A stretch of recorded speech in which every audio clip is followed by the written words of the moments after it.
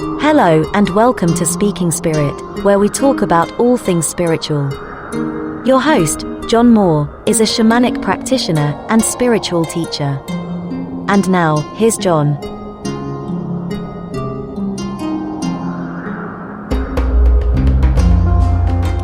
Hello, everybody. It is just after sunrise as I record this for you on February 1st, 2021. It is just before a large winter storm is about to hit here, and it's interesting to me. I love storms. I'm one of those people who love storms, and as a shamanic practitioner, we do a lot of work with weather spirits, the spirits of nature, that sort of thing. And there's always this tremendous power that comes. You can, if you're sensitive to it, you can feel it. Part of it is physical. There's the dropping of barometric pressure that happens, and that sort of thing. But there is this electric, spiritual energy that precedes storms. That's a pretty interesting thing.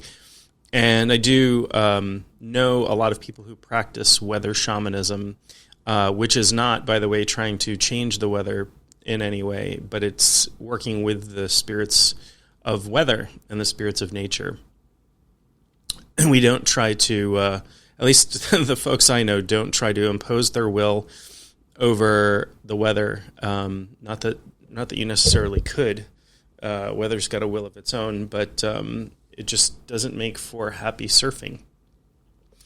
So we're about to get this big winter storm here, and, somewhere between 7 and 14 inches of snow is supposed to fall. That fairly significant amount. It is currently 0 degrees Fahrenheit, which is about negative 18 degrees Celsius where I am. So it's pretty cold out, and it makes me grateful that I live in a house and there's heat and electricity and food, and I don't have to go out and hunt for food. But it also makes me appreciate my ancestors who made it, living in these conditions without all of those creature comforts and things that I would require for my survival. These days, I don't think I could survive very long, in this kind of environment without these things. And so, cheers to my ancestors. I'm raising my cup of coffee. I'm having a little sip here. For me, there is no shamanizing without coffee. Someday I'll find out if anywhere there exists a deity or god of coffee. Maybe if you know of one, you can send me a message through my website or something. I would like to make an offering if there is a deity of coffee. Today's podcast episode, I'm going to talk about ceremony and ritual. I want to sort of define what I mean by those. There can be a lot of confusion caused between those two, and sometimes they're used interchangeably. But also I want to talk about why they're important on a spiritual level, and sort of what we're missing when we forego these things. As a shamanic practitioner, we have lots of ceremonies that we perform when we do a healing for somebody. It's called a healing ceremony frequently, and there are also lots of rituals that we perform as part of that. So let's talk a little bit about what a ceremony is and what a ritual is and what's the difference. And then, then we can be on sort of square footing. And, again, my definitions are my definitions. Yours might vary slightly. I give you mine because then you understand what I'm talking about. Words are complicated things. And I know from looking at where people are listening to this podcast from that you are all over the world, and I am grateful for you. I am grateful, and I love you for listening to this podcast. And it warms my heart that I can have this technology again, to speak to people who are as far away as India or Nepal or Russia or Japan, Netherlands, Iceland. I'm trying to think of all of the different places I've seen people listening from. The UK, certainly. So words can be complicated, and English might not be your first language, and I respect that. I really respect if you're listening to this podcast in English, and English is not your first language. That's that's an amazing thing in itself. So I'm going to give you a definition of ritual. I'm going to give you a definition of ceremony, and I'm going to talk about how they play together, and again, why they're important and what we can think about when we're thinking about ritual and ceremony and that sort of thing. So ritual, I have a very simple definition of ritual, and ritual is merely symbolic action, right? Symbolic action. So a ritual could be something you say, something you do, some collection of activity that has symbolic meaning, right? And there's a component in some definitions of ritual that it is prescribed, that it is repeated action, something that is done over and over again. I struggled with including that with my definition because sometimes a ritual could be performed once, and so it isn't necessarily repeated. I might do a one-time ritual. Does that still make it a ritual? Is it a symbolic action? Some examples of symbolic action might be, for people who practice the Catholic faith, right? They might cross themselves when they enter a church, right? A ritualistic action, making the sign of the cross. It is a symbolic gesture, symbolic action. I might, as a shamanic practitioner, I perform a ritual before I do work where it's called opening the directions, where I rattle to the north, east, south, and west, and upper world and the lower world, and to the indwelling spirit, and that is symbolic action that I perform each time I do work, or I work with a circle, or that sort of thing, so that you can think about all kinds of symbolic actions that you might take during the day, and they don't have to be necessarily profoundly religious or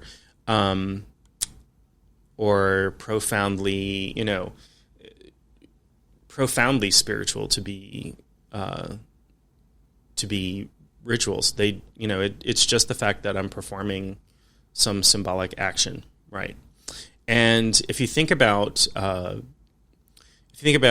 sports, I'm not a really big sports person, but there are lots of rituals to open up sporting events, right? There might be a coin toss, or and a coin toss has a real world purpose sometimes, right? It defines who gets to start a game, or that sort of thing, or there's a singing of anthems, or there is a presentation of players, or whatever.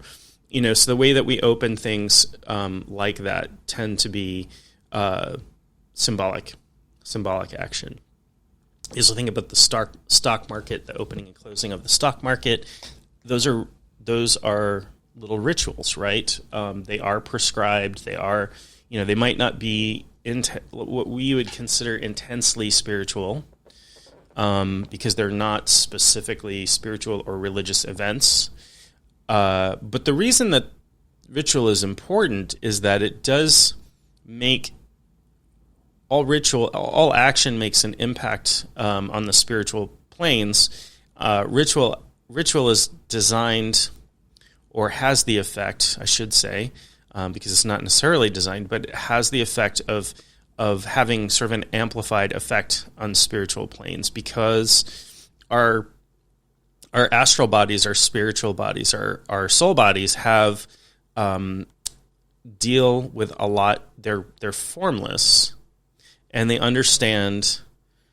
communicate a lot through metaphor, right? You can think about dreams that you have where you get symbols in dreams and they're very metaphoric. And, sometimes you may have to go to somebody to help you interpret those dreams. That is those are things that are bubbling up from layers of you that are entirely symbolic.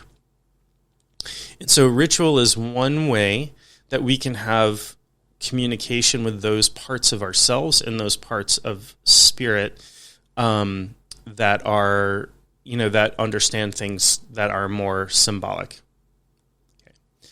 A really important component of ritual, and it's a component of most spiritual action and most spiritual life. A really important component is intent, which is aim and action, right? Intent is aim and action. What are you intending to do? And your intent, we say in shamanism, we say intent drives the bus, right? Intent is the engine and the steering wheel of the bus. It provides the fuel and it steers things. Okay, so when I can make a ritualistic action, but if there's no intent behind it, it is not going to reflect or carry as heavily into the spiritual planes where symbols are better understood. So if I am not a practicing Catholic, and so if I can make the sign of the cross in the same way, I can imitate people I've seen on TV or people who are Catholic that I know. If I just do that motion, it does not have the same effect on me. It does not have the effect because it doesn't have the same. I don't necessarily understand the intention because I haven't been to Catholic school or been through catechism training or any of those things. So I don't get it. First of all, I don't understand it. So I can't put the intent behind it that somebody who has done those things can do. So it does not have the same meaning. It does not have the same effect for me. Likewise, somebody could imitate what I do if I open directions and I use a rattle normally to do that. Somebody could imitate those motions, but not have the same understanding or intent, and it will not have the same effect. So intent is a key component. Is a key component of both ritual and ceremony. So let me talk about ceremony a little bit and differentiate that from ritual, although they do go hand in hand. And I'm going to use a sort of a dictionary definition of ceremony here. I was trying to capture the elements of ceremony in my own words, finding it a little challenging. So I went to my old friend Wikipedia here, and I think their definition is actually pretty good. And I'll talk about the components of it. So I will read it to you verbatim, but you can obviously look at this yourself. But a ceremony is a unified ritualistic event with a purpose, usually consisting of a number of artistic components performed on a special occasion. So let me take that piece by piece. So it is, a ceremony is we'll start with unified ritualistic event. So unified meaning that it is singular, and ritualistic meaning that it contains ritual. Okay, so this is why I defined ritual first. So we can think of ceremony as a ceremony as a thing that begins and ends and has components of ritual in it. Okay, that's the first component. Right? And a ceremony might contain a number of rituals. So I think about, an obvious one is a wedding ceremony, okay? And, different cultures have different ceremonies, but, sort of traditional Western Christian wedding ceremonies, even if you don't come from that culture, I'm sure you've seen them in movies or TV. there are different rituals. So there is an exchanging of rings. That's one ritual, right? There is an exchanging of vows. That is another ritual. But it's a unified event. The wedding is a unified event. I will skip the part about artistic components. That's sort of subjective, right? I mean, there certainly could be. There certainly could be, again, the wedding ceremony, there might be music, there might be poetry spoken or verses read from scripture, that sort of thing. And it's performed on a special occasion, right? So this is another thing about ceremony, is that ceremony marks a special occasion. And what does special mean? Well, special is very subjective, right? Special means that it stands out from the ordinary in some way. So a wedding is a special occasion because it marks the beginning of a marriage. And initiation, if you were initiated into some form of spirituality, marks a special occasion, a passage, a rite of passage sort of thing.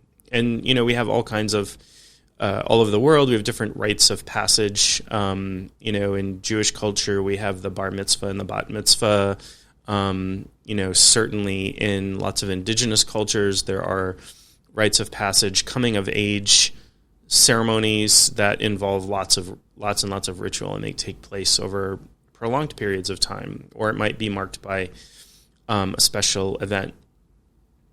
Birthdays, right? We have birthday celebrations. Celebration could include ceremony, like if you have a blowing out of candles on a cake, right? That is symbolic action. That's ritual, marking a special occasion. It's unified. Hopefully your birthday party has a beginning and an end. Maybe you have an ongoing birthday party, and that would be fun. But, so it's a unified event that contains ritual action. So ceremonies, again, have this connotation of the word special, meaning not ordinary, not necessarily every day, although there are ceremonies that are performed every day, but maybe not continuously, maybe not something that is done continuously over and over again. But there's ceremonies mark time and space, so 3D reality.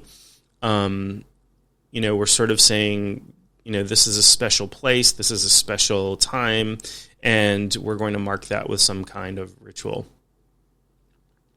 And of course, I'm sure you have experienced lots and lots of different ceremonies, weddings, funerals, birthdays, religious ceremonies, observances of holidays, spiritual holidays. So, we have, Christmas, we have Hanukkah, we have Diwali, we have Kwanzaa, we have all of those things, and there are ceremonies that can go with some of those things, and definitely rituals that are contained within those ceremonies.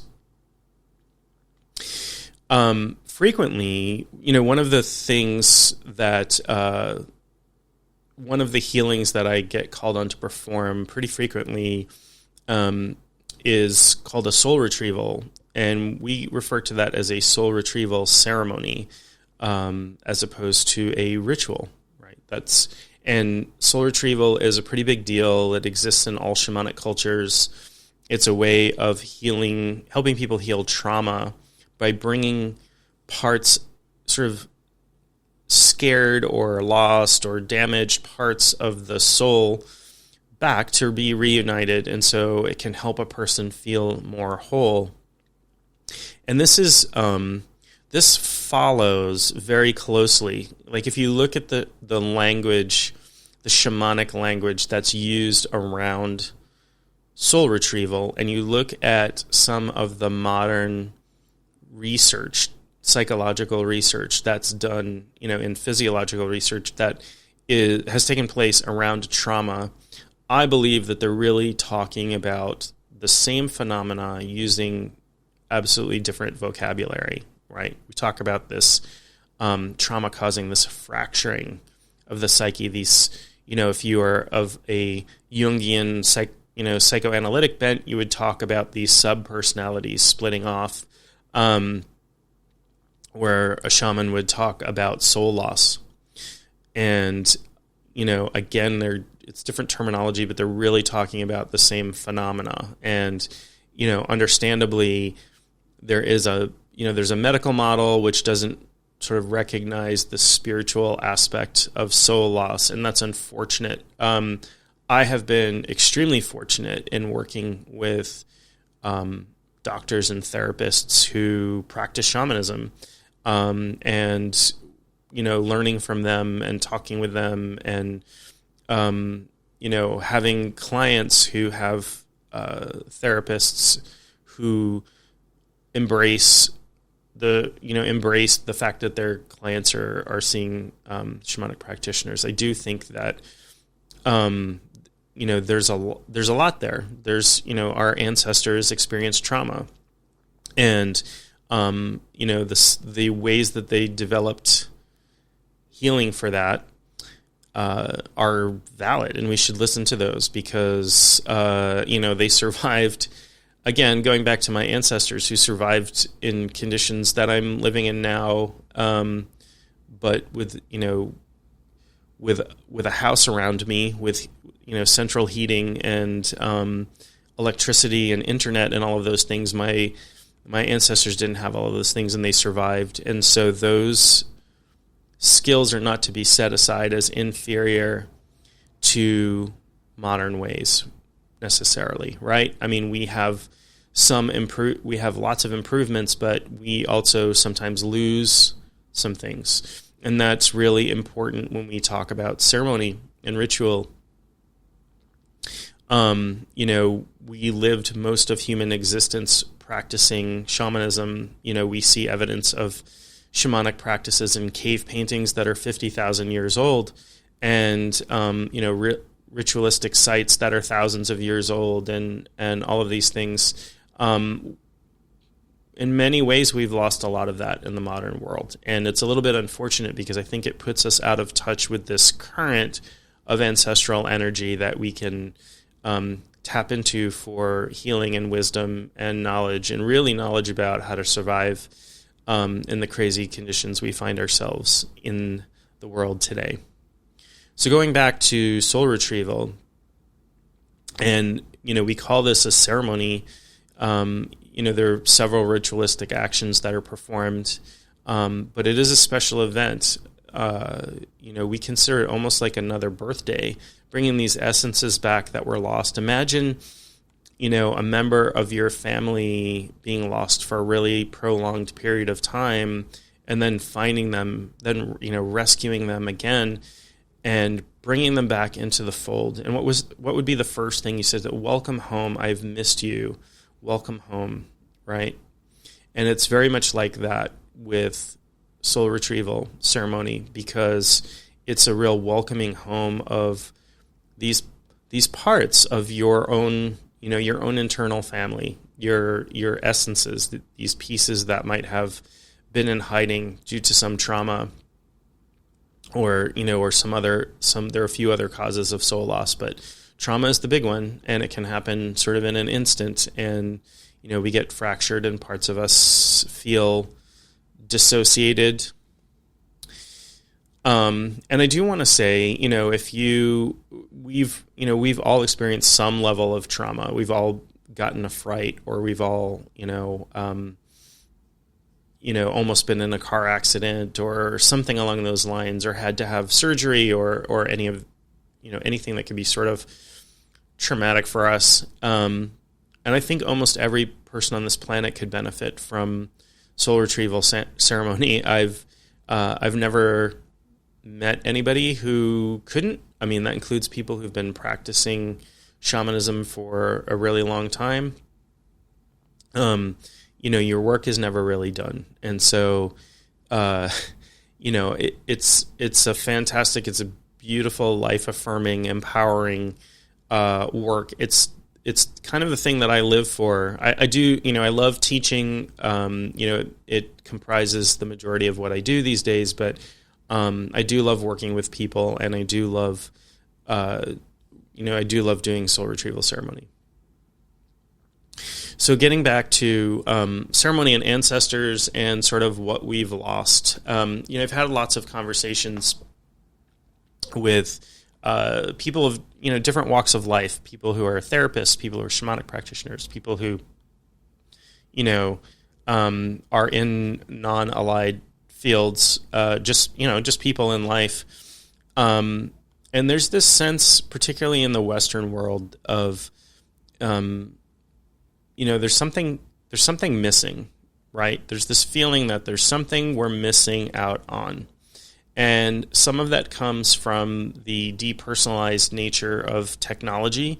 In one way, technology can connect all of us, right? It allows me to record this podcast and speak to people all over the world. And I love that. It's fantastic. Zoom allows us during the pandemic to communicate with one another over video, and social media. Social media is a tool, and so it can be used for good and used for harm. And I won't make any big judgments about it, but I will say that when used well, social media allows us to connect with people, and so those are really good things. And so I think a part of that is, we're definitely feeling it now during this pandemic, and a lot of us are socially isolated anyway, and social, even more so during the pandemic. Like, we're feeling this, this loss of connection, perhaps, and there's a lot missing, particularly in Western culture. We don't have, when I grew up, there's no rite of passage that I went through. There's no, I'm not of the Jewish faith, and I didn't have a bar mitzvah. I didn't have a coming of age ceremony. I did not have any of those things that make an impression on sort of the astral body, the spiritual self. Now, I have gone through lots and lots of initiations with, during my spiritual time. I have, gone through I've gone through Buddhist initiation. I've gone through, initiation with certain, what we'd consider, I guess, secret society initiations. I went through a 2-year initiation process in shamanism. And so those things are rites of passage, right? Those things there are ceremonies involved with those things. And I absolutely love them. I absolutely eat that up. It changes who I am, because the intent is there. Again, you can go through a ceremony with no intent, same way you can go through a ritual with no intent and just act it out, and it does not make it. It absolutely will not make the same impression. Intent is 100% important. So I do believe that, particularly right now, the world could use more ceremony. If you regularly participate in ceremony, and that brings you a sense of connectedness, then you consider yourself lucky. If you participate in ceremony and do so out of obligation, or just it's a thing to do, you might be missing out a little bit. Right, you might be missing out on some of the benefits that come from participating in ceremony, or even observing ceremony. I have observed some very cool ceremony. One that sticks out to me was watching Tibetan Buddhist monks making a sand mandala, and there's a ceremony like it. I don't know if you know, but they make these very intricate mandalas out of sand, and they spend lots and lots of time on it. A whole group of monks will make this very intricate, pattern out of colored sand, very beautiful. And then somebody will come in, and I'm not using the proper terms, but with something that looks like a broom. I don't know what the term for it is, but and sweep it away in one fell swoop. And there's chanting, and there's all kinds of things that go along with that. And, there's tons of ritualistic action, and the single sweep destruction of this piece of work that they've been working on for days. Again, it's symbolic action. It's meant to represent and drive home the idea of non-permanence, of impermanence, right? Nothing is permanent, nothing stays. And so observing that was dramatic for me. And,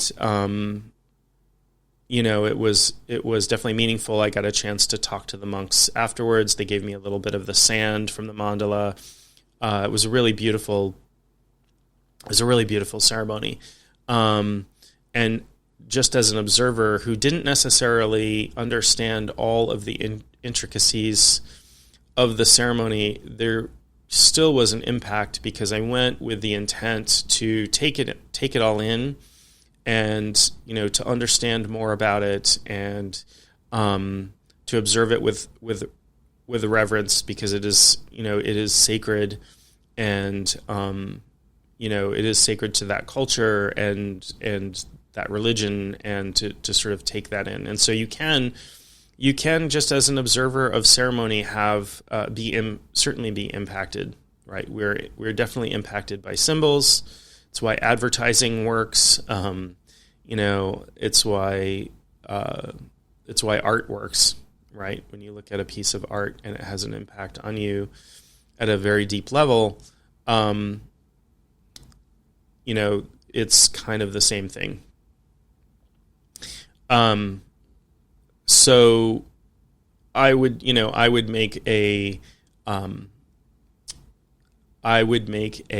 sort of request, or I would urge you to, when the opportunity arises, to participate mindfully in ceremony.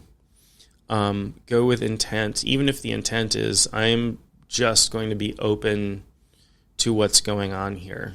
I'm going to take it in and be open to it. And that is sometimes enough of an intent to have a very profound impact on you.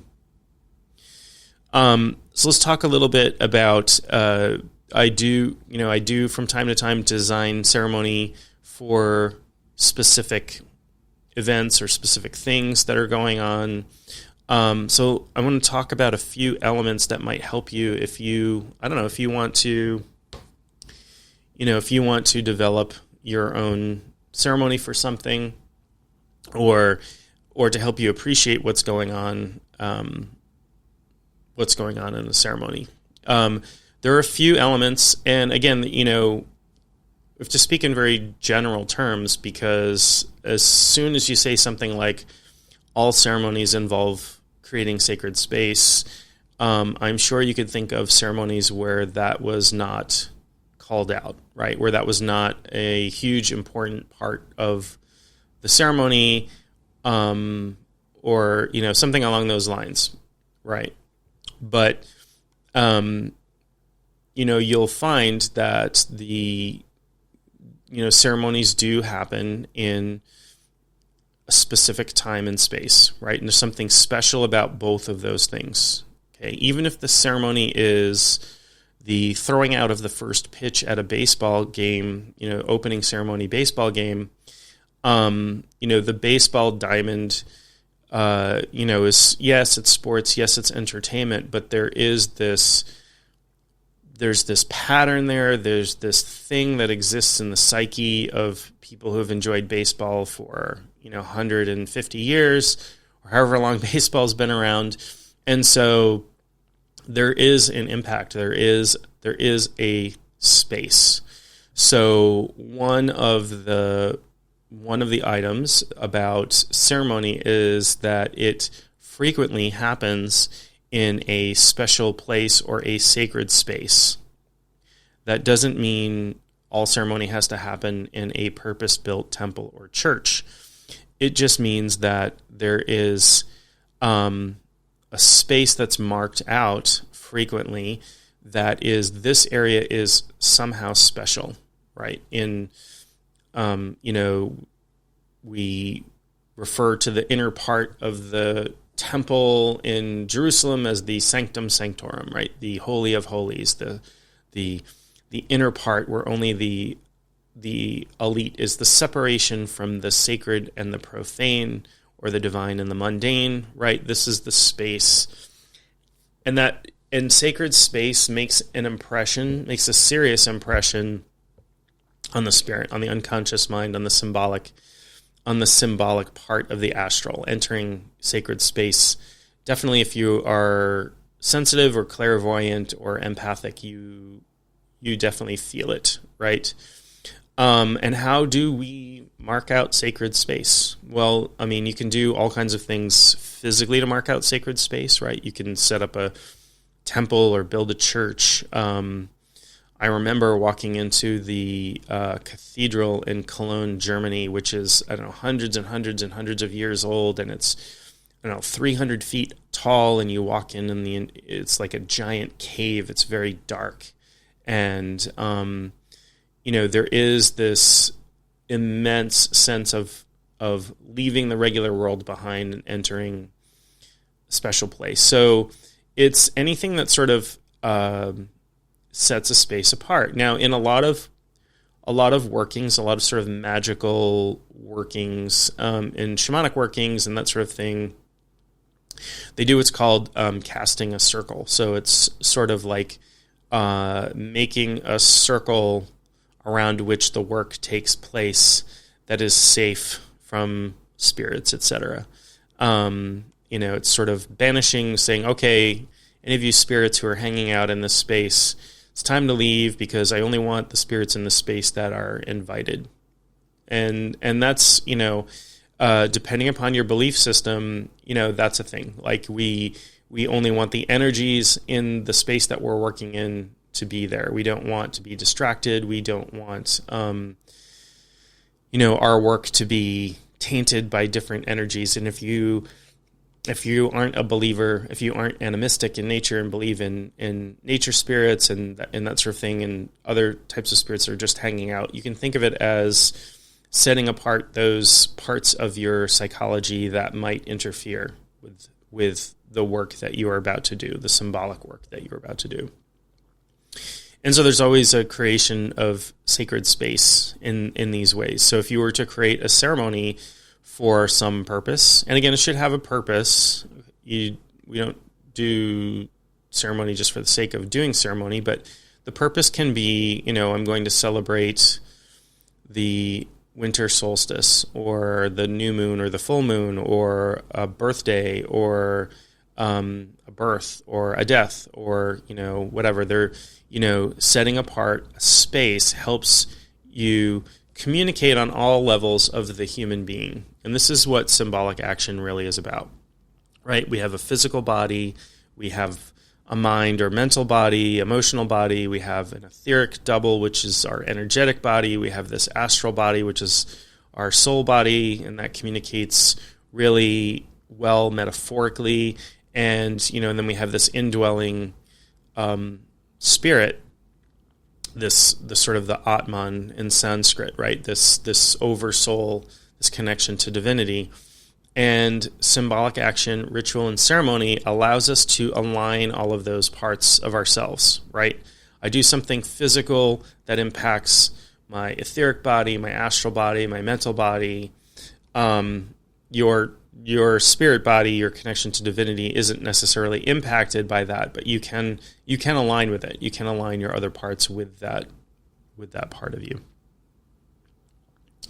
Okay, and this can have effects that carry on for a period of time. Soul retrieval ceremonies, for example, and I keep going back to that because because I'm a shamanic practitioner, tend to have a profound and lasting impact on people. I had a client one time who, after soul retrieval, told me that he felt joy for the first time in as long as he could remember. I mean, that's, I'm almost in tears talking about that. That's profound. That's a profound change that happened as a result of that ceremony. I can't imagine going through life for as long as I can remember and not having moments of joy. But to just feel it spontaneously all of a sudden, and he was overwhelmed, and I understand that. I understand being overwhelmed by that.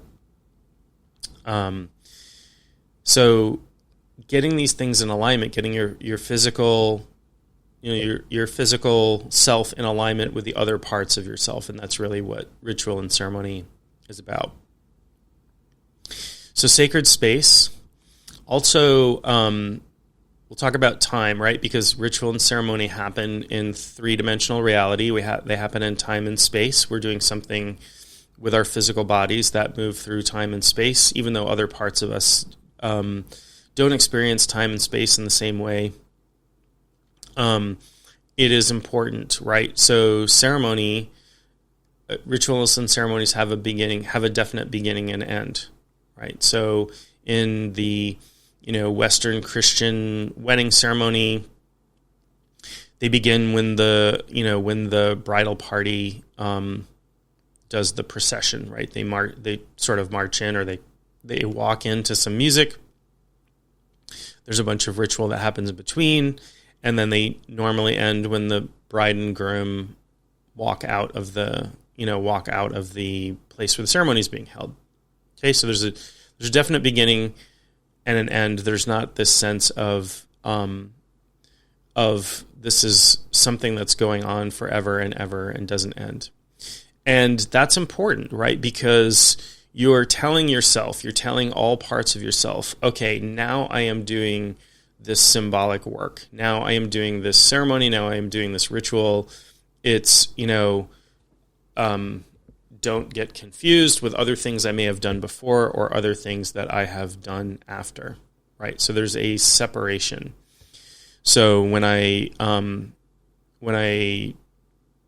trained in martial arts my whole life, and when I was training in a dojo, when we walk in the door, we bow. When we enter the mat, we bow. And that is a little ritual, right? This bowing, it's a small ritual, but it's a little bit of saying, okay, I'm putting the world behind me, and I'm showing respect, to my classmates and my teacher and to the school and to the ancestors who came before to give these arts to us. And we bow. There's a kameza, seat of the spirits in the front, which is sort of a Shinto shrine, a small Shinto shrine of sorts. And you bow to that to show respect. So this is getting into alignment no matter what happened. If I was coming from work, or, when I was living in Boston, I would take the subway. A lot of stuff was going on, and, my mind might not be aligned with my body, and my spirit might be doing something else. And, who knows, right? And so this is about coming into alignment. Now it is time to do this work.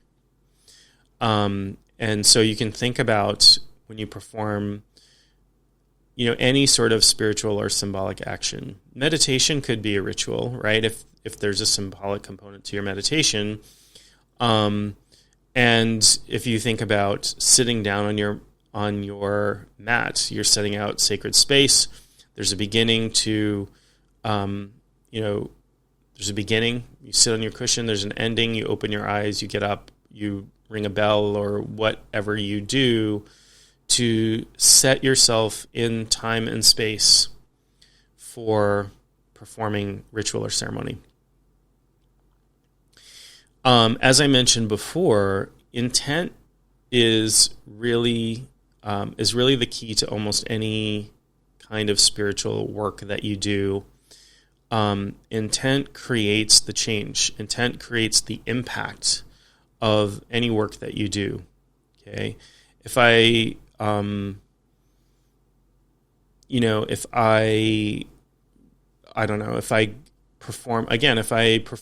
a ceremony or if I perform a ritual that I don't have a connection to, and I don't know what it's for, and I don't have correct intention behind it, it's not going to have the impact that I want it to. So again, if I make the sign of the cross that, from the Catholic religion, it does not necessarily have the same impact or meaning for me. If I chant in Sanskrit, say, for example, like there's an impact from the sound of the words, but if I don't understand the words that I'm chanting, or if I don't have, and there's no intention behind them, they're just sounds. And yes, there are sacred sounds, and they have a definite impact, but there's not going to be as much of an impact if there's no intent there. Okay? So think about sacred space, a beginning and an end, and intent, and that will take your, anything that you do that's sort of ritualistic or ceremonial. It will take you further, and that again includes just observing ceremony, attending ceremony that is being performed by somebody else. Examples of that obviously are like religious ceremonies that are led by religious leaders, right? Where you're not the one who's conducting space, but if you have the intent going in of being open or being impacted or making a greater connection or whatever the intent is when you attend, like hold on to that through the ceremony, and it will have a bigger impact because again, it gets your parts in alignment.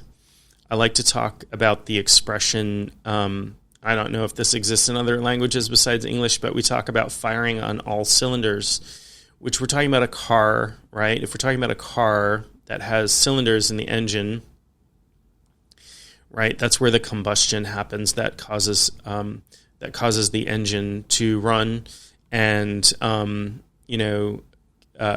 makes the car go. And so if you have 6 cylinders and there's a problem and only 3 of them are firing, you obviously only have half as much power in your car as you should if things were aligned, if things were working properly, if all 6 cylinders were firing. So it's the same thing with human beings. If we get all of our parts in alignment using intent, using ritual, using ceremony, it's like you're firing on all 6 cylinders. It's like your impact, your spiritual development, the things, your healing, any of these things will have a much greater effect.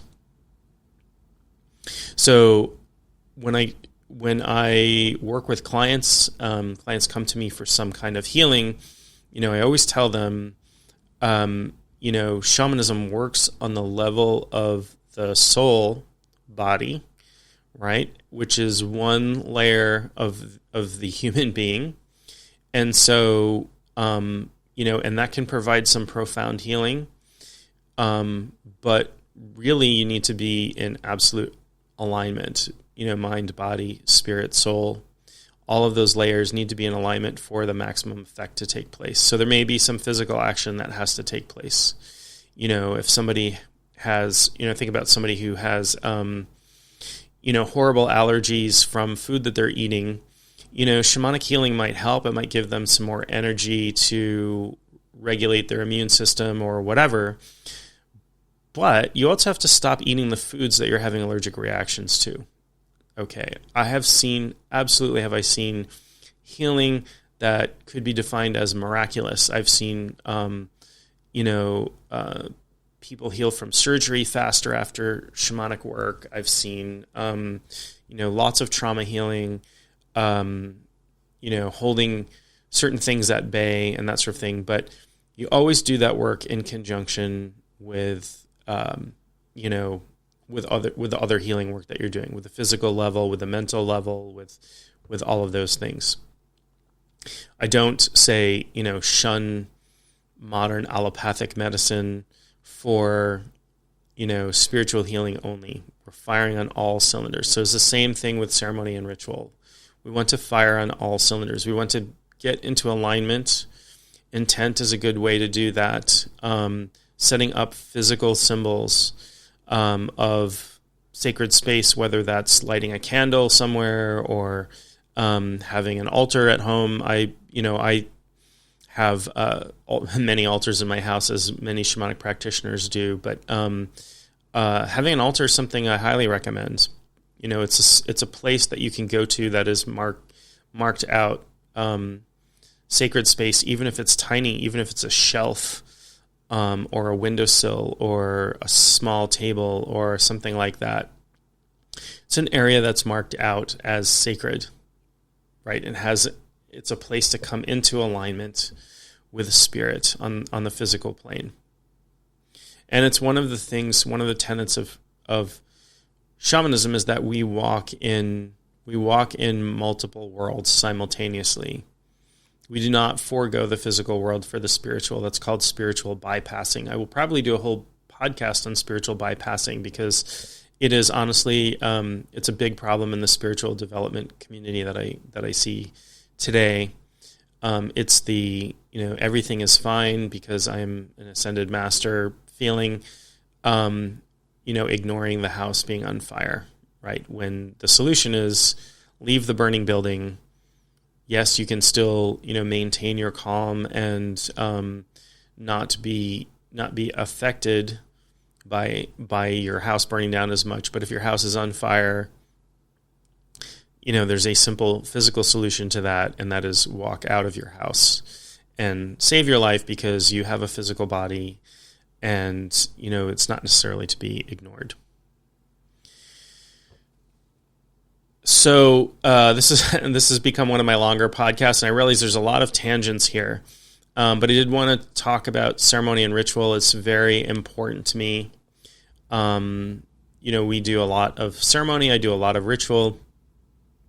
And, hopefully this has been interesting to you. I would love to hear if you do want to go to my website, it's Maine, M-A-I-N-E, shaman, SHAMAN.com.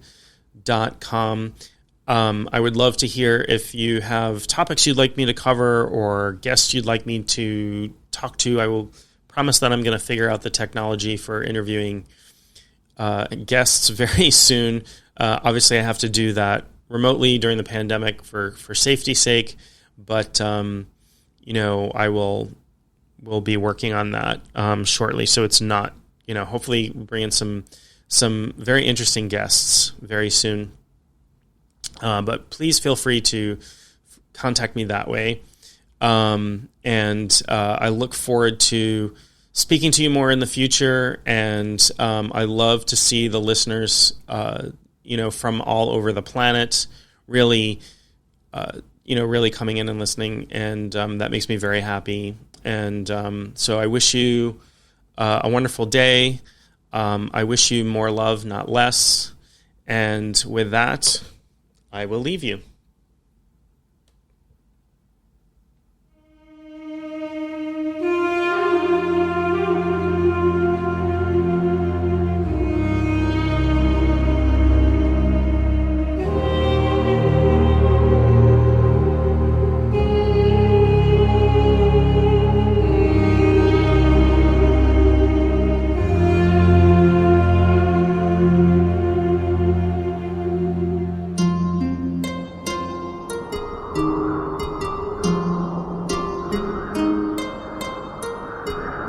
You have been listening to Speaking Spirit with your host, John Moore. For more info or to contact John, go to mainshaman.com. That's maineshaman.com.